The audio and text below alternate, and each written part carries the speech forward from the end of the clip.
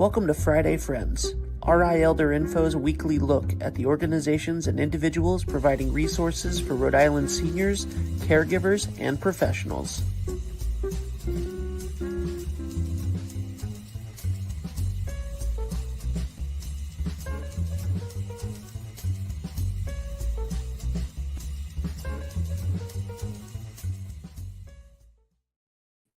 Good morning, everybody. Happy Friday. It is 9 o'clock on Friday, and you are watching me, Deb Burton, the host of Friday Friends, where every week I bring you a guest and information that you or someone you know needs to know about.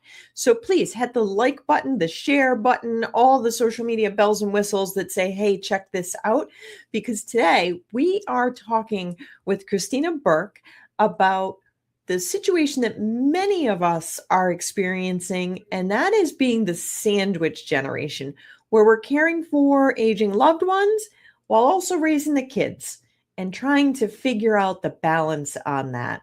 So please help us get the word out by hitting the share button, the like, the follow, all of those things, because this is something that a lot of us are experiencing every day. Now, as you all know, we are a 501c3 nonprofit, and we could not do this without the support of our sponsors. So a big thank you to United Healthcare, as well as McCarthy Law for sponsoring our Friday Friends. Here's a message from McCarthy Law. Here at McCarthy Law, we practice in the areas of estate planning, long-term care planning, elder care law, and residential real estate. Our focus is really on providing peace of mind to our clients. If you're interested in scheduling a consultation with our office, you can feel free to reach out to us at 401-541-5540. You can also reach out via website at www.mccarthylawri.com. You also should check out our social media, both on Facebook, Instagram, and LinkedIn for some helpful tips and tricks. Welcome, Christina. How are you today? Good. Thank you so much for having me. I'm excited to be here. Yes, me too. So please share with everybody what your role is there. Yeah, sure. So at McCarthy Law, I am an elder care coordinator. So what that is that, I'm a social worker. I assist clients and their families with basically the next transitions in their life. So whether it's, mom's in the hospital because she fell and she can't return home. So maybe helping advocate for a rehab stay at a nursing facility, or, mom's at home, she's not doing well. I can give them resources on how to keep her at home, whether it's with home care, certain durable medical equipment, all of those things. Someone's in a crisis in the hospital, the children are out of state, they don't know what to do. Us as the elder care coordinators can go out to the hospital, work with the doctors, the case managers there, just trying to, advocate for that client and figure out what the next steps are.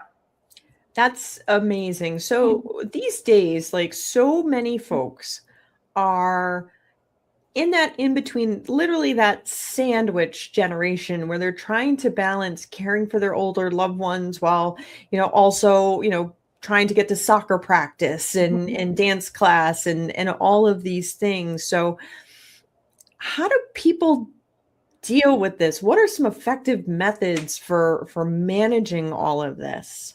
Well, I'm glad that you said that. It's the sandwich generation is like, there's really no age, like some, it's not like a teen year. It's like, it can range from, somebody in their 30s to somebody in their 60s. It really is a big, wide gap.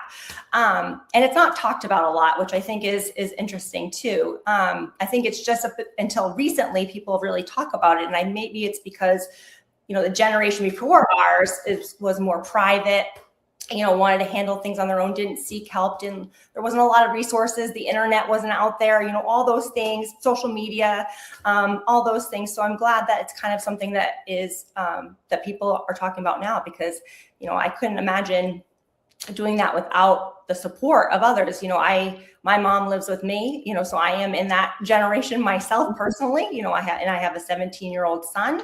So, you definitely feel like you're being pulled in two different directions, and it's kind of hard just to prioritize which direction you should go in. So I think the first step is obviously just seek out support. I think it's also something that, you talk about with your friends, because most of them are probably going through a very similar situation. So I think it's really about, who you have beside you, who your support network is. So, I mean, I think definitely also using resources. There's a lot of support groups out there that are free, and a lot of them are virtual. I mean, personally, me as a social worker, I would definitely recommend in person, going to see people. I think it just makes it a big difference. But if you aren't able to do that due to work and obligations, I would definitely recommend, seeking something out, at least just to listen, because it always, you don't even have to share. I used to host a caregiver support group, and I had this one gentleman who came to all my support groups, never said anything, never shared, just sat there. And my assumption was that he wasn't getting anything out of it. Like he was just, maybe his wife made him go. I don't know. But he would show up. So one day after the meeting, I had a conversation with him, and he said, I feel so good after I have these meetings just to listen to somebody with a similar situation. And it reassures me that I'm not the only one, that this is just something that people are going through, and that it's not just me struggling. So for me, that just made it all the difference. So even just going out there and listening to what other people have to say, I think is huge. Absolutely. And I think sometimes you're right. A lot of times we turn to our friends, but our friends might not have the depth of knowledge that we need on the resources that are available to really help people remain at home. And I think, what fits for, my friend's mom might not, fit for my family. Absolutely. Absolutely. Yeah. I definitely think you have to do your own research too. The senior centers are a good way to start. They always offer a lot of support, or they can lead you in the right direction if you're not sure where to go. I think that's also a good tool to use. Yeah, absolutely. Absolutely. And when seeking support, I've heard people say that they don't feel necessarily comfortable going to caregiver support groups because they don't want to feel like they have to talk. So I appreciate that you share, like, this gentleman didn't speak. Mm-mm. He just came. Yep. And it's not something that, like, people are forced to. Absolutely. You must speak. Right. No, it's all voluntary. Absolutely. Absolutely. No, sometimes it's good just to sit back and listen. Definitely. Yep. So if you're somebody who, maybe this week, you got the call, we'll say your loved one just had a stroke and they're over at the hospital, and, it's also coming up on winter break, and you're trying to figure out, like, how am I getting coverage for the children when they're on winter break, and I've got to work and I've got to go back and forth to the hospital and figure out facilities and how are we paying for this and where do we get home modifications, and oh my God, all of those things. What would you recommend to that family member who's really getting squished down in that sandwich? Sure. No, that's a great question. And I think that happens very frequently.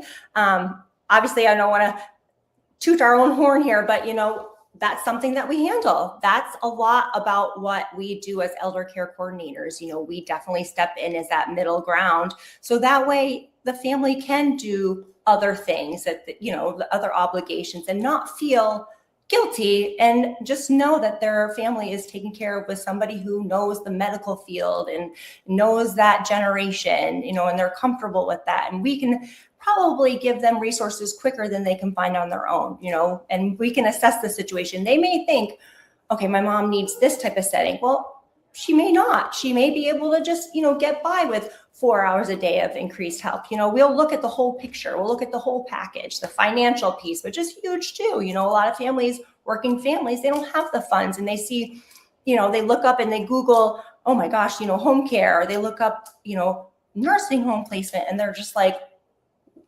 wow, like, I can't afford that. I can't do that.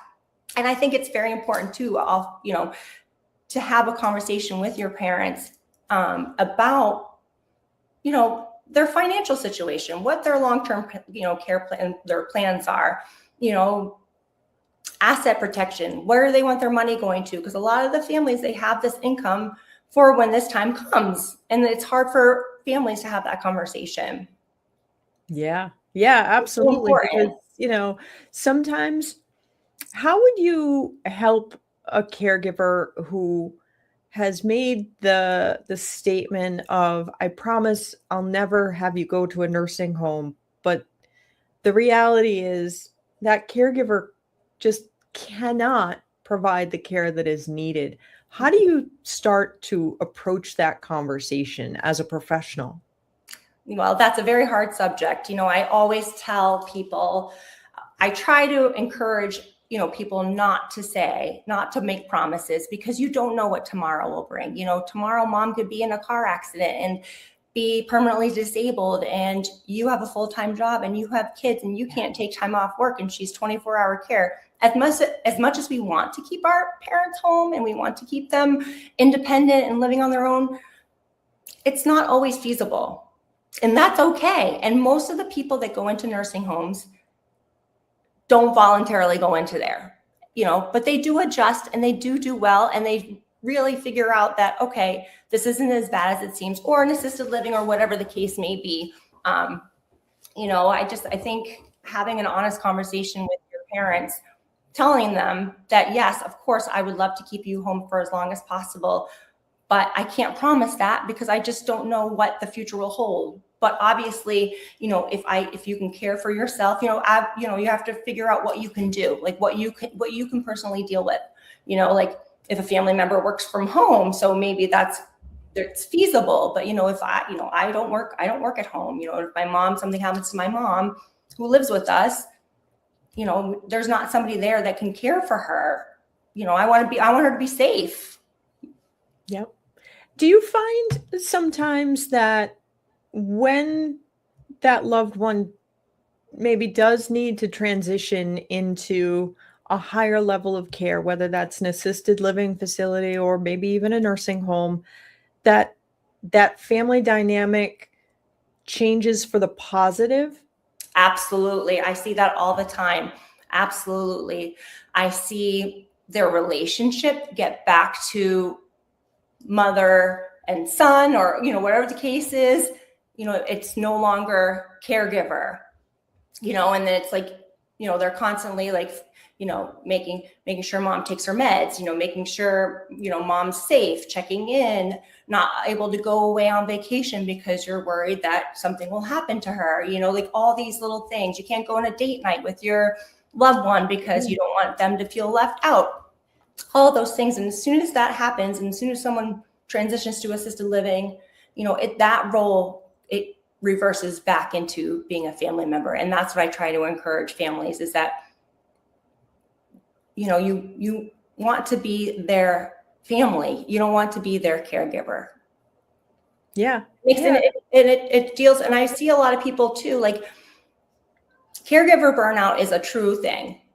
People end up in the hospital because they're not caring for themselves because they're worried about their loved one. I had a situation with a married couple where a gentleman was caring for his wife who had dementia. He was frail himself, but he wanted to keep her with him at all times. Finally, the assisted living that they were living at told him, she can no longer live here because God forbid something happens to you, then what's going to happen to her? Like if you go out because you fell and broke your head, now she's alone and we can't keep her safe. So it broke his heart. He fought tooth and nail to try to keep her, even though we in the facility were trying, to encourage him, keep her here. And I'm telling you, Deb, a month after she was admitted, first of all, she adapted quickly.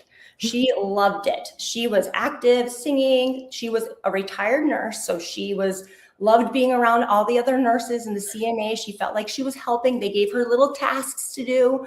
And he would come every day, and I saw him gain weight.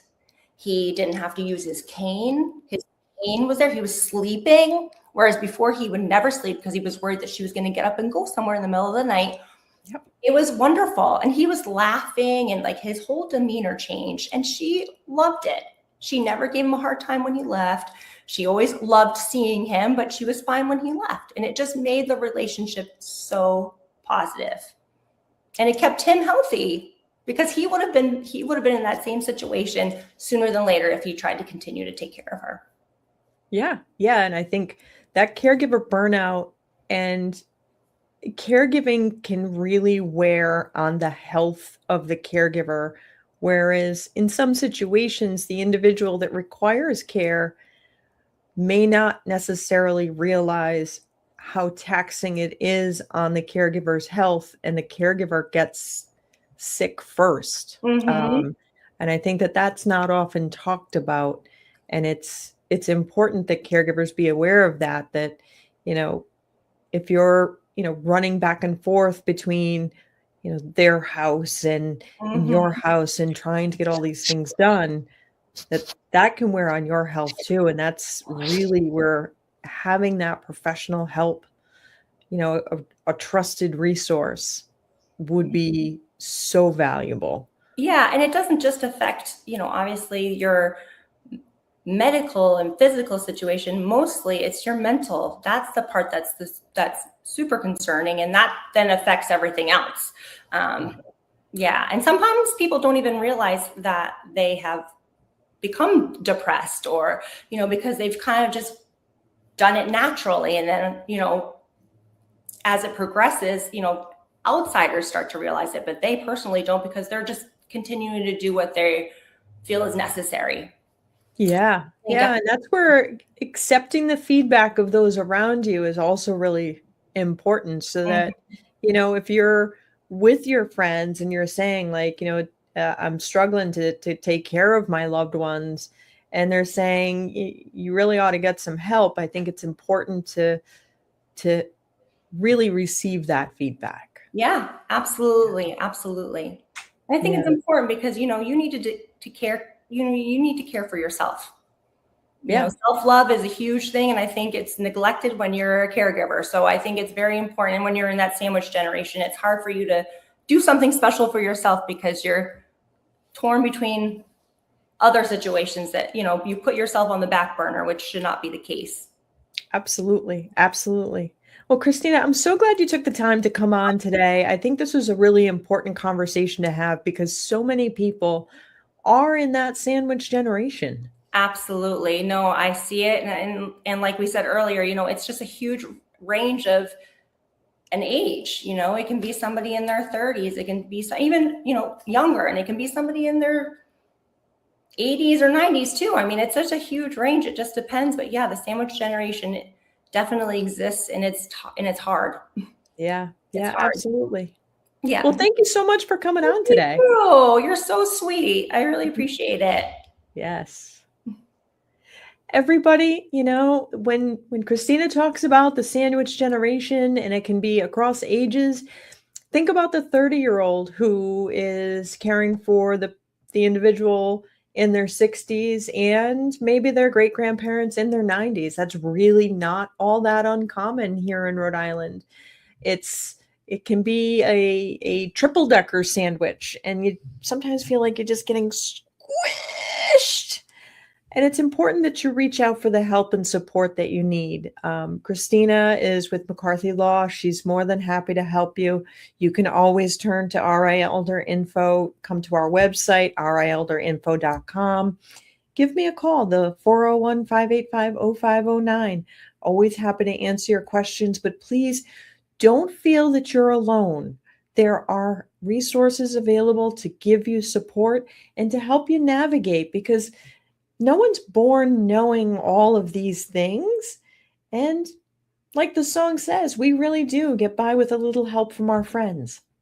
So, friend, I am glad that you have joined us here today. I look forward to seeing you again next week. In the meantime, be well and be kind.